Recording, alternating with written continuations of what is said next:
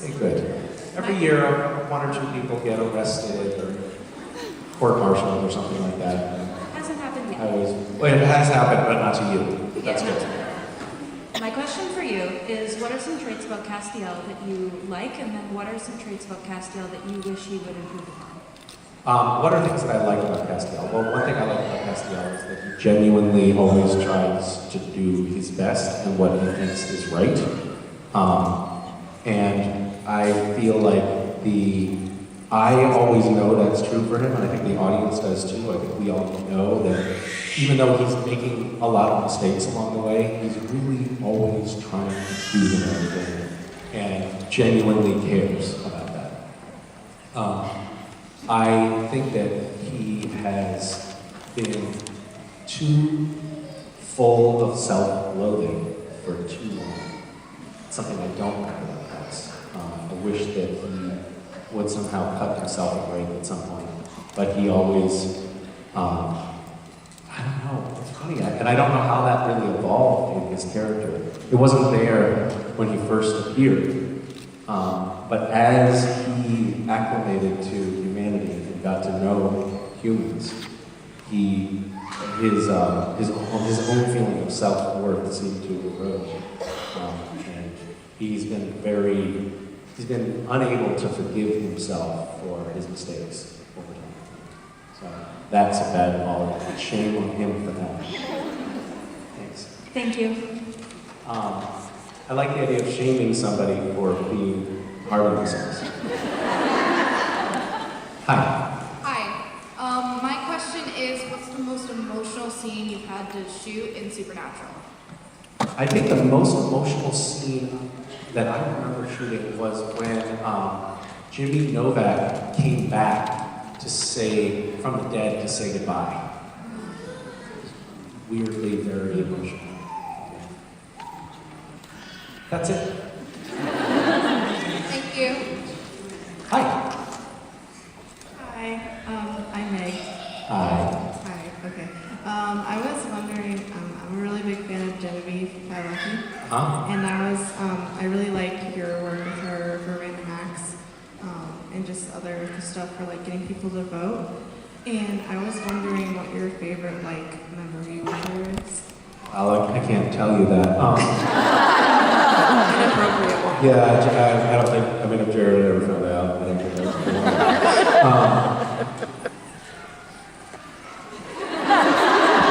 Inappropriate one. Oh, an appropriate memory? Oh, Yeah. I'm sorry, I thought you said favorite memory. A favorite appropriate one. Well, I can tell you this. I have been, now, Daniil and Genevieve are both board members of Random Acts.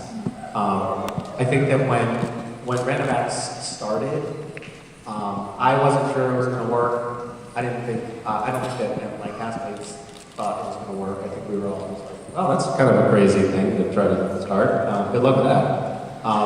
But over time, it's been really nice for all of us to see, oh my God, this thing is actually working, and we're actually doing some stuff with this, and having the cast fold in and be supportive and be active participants in it has been one of the most rewarding aspects for me. It's just been really cool seeing how Jeremy Neal, Jared Jensen, and these yahoos have, over time been involved in different things. And it's really super cool and very gratifying.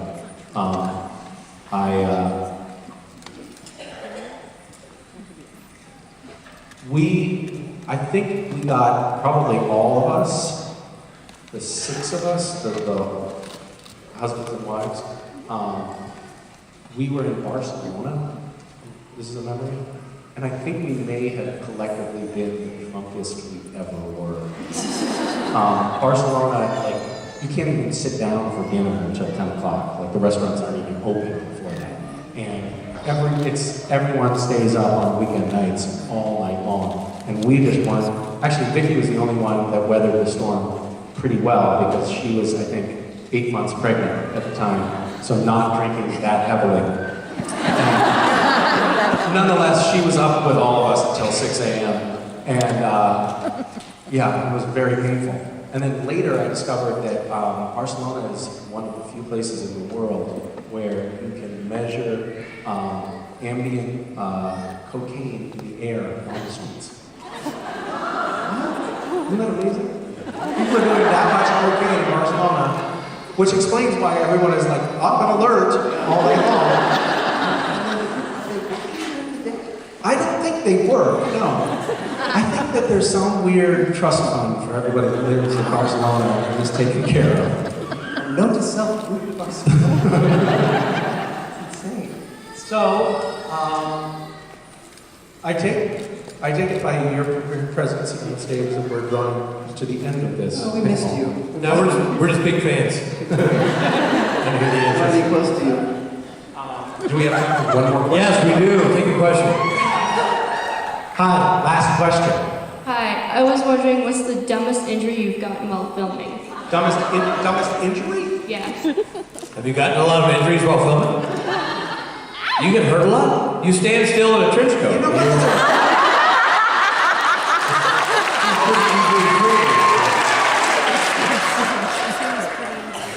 I don't remember being badly hurt. There was a scene one time where you almost got run over by a car. Richard was directing. Rich tried to kill him.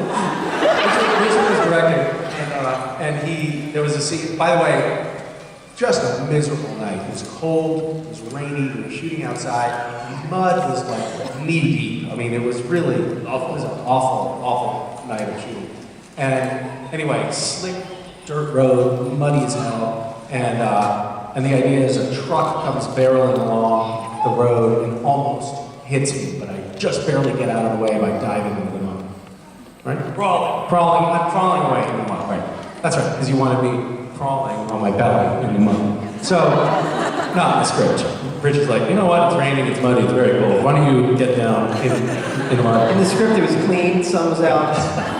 Right. Yeah. Vancouver. Take it in there. So he announces to everyone, Misha, I just want you to know there's not a chance in hell, there's not a version of my reality in which I would have the truck drive by with you actually crawling right there in this slick, muddy situation. I said, great, thanks. He's like, all right, we're gonna set up the shot. Go back to your trailer. So I go back to my trailer, set up the lights, come back about 15 minutes later. He said, all right, so here's the deal.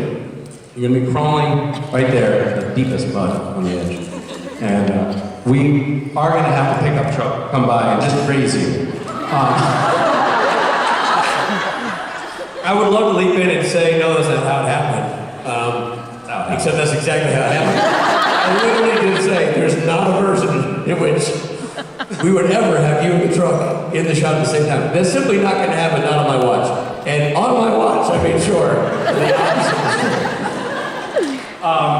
But miraculously, I was not injured. I mean, I think it probably ultimately hurt our friendship, but That was how you guys read to start with. yeah. I've had a couple of times where I did a movie many years ago in Maine where, it's the same movie that I was talking about at the beginning of this panel, where they had this, I was a lobsterman, and I had this beautiful antique wooden boat, and there was a scene where I was talking to somebody on shore, but in the boat, and they had a guy from the Coast Guard come, and he was going to be like secretly driving the boat, and I was going to be pretending to be driving the boat, and I was like, guys, this is ridiculous.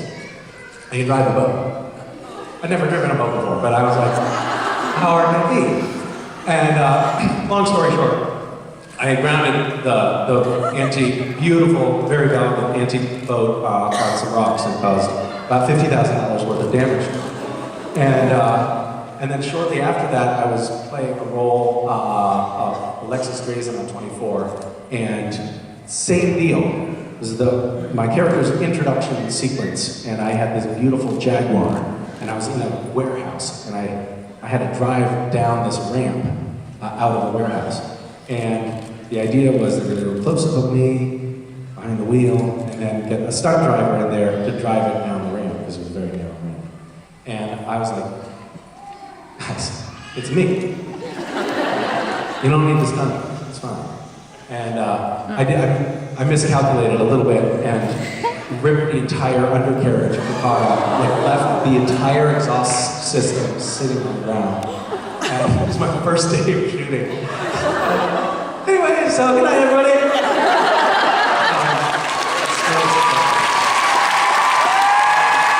Thank you, guys.